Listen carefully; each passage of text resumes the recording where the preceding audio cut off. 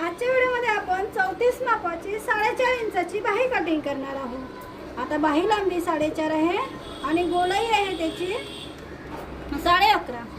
आता ह्या मापाची इथे बाही कटिंग करायची आहे।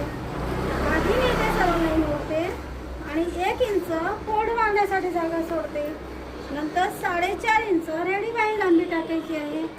आता इथे शिलाई येईल तर आपल्याला कटिंग अर्धा इंच वरच्या बाजूने करायची, म्हणजे इथून आपल्याला 3 इंचावरती एक अशी निशाण करायची आहे। नंतर इथून एक अशी लाईन करायची आहे।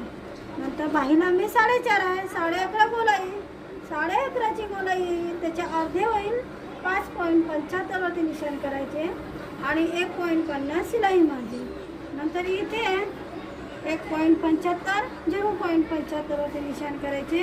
नंतर इथे ही जी गोलाई आहे ही गोलाई जेवढी असेल तेवढे आपल्याला इथे माप टाकायचे।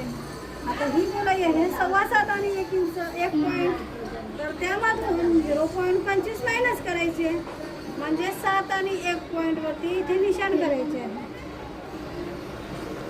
आणि प्लस 1.5 इंच शिलाई मार्जिन। नंतर इथून अशी सरळ लाईन करायची आहे। नंतर असे हलकेसे क्रॉसमध्ये करून नंतर ह्या स्केलने इथे ही गोलाई करायची आहे। हे झाल्यानंतर याला कटिंग करायचं।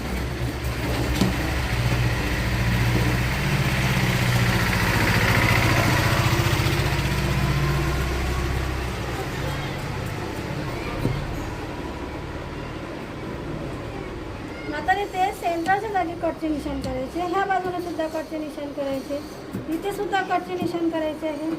नंतर हे 2 भाग काढायचे। नंतर इथे समोरची गोलाई आपल्याला ही कट करायची आहे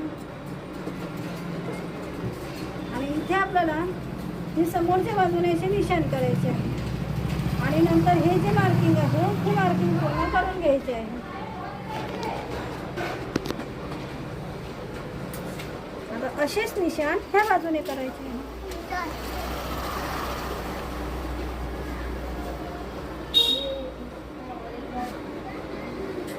आता आजच्या व्हिडिओमध्ये आपण ही 34 मापाची 4.5 इंचाची बाही पूर्ण कटिंग केलेली आहे। माझा व्हिडिओ आवडला असेल तर व्हिडिओला लाईक, शेअर आणि सबस्क्राईब करावे।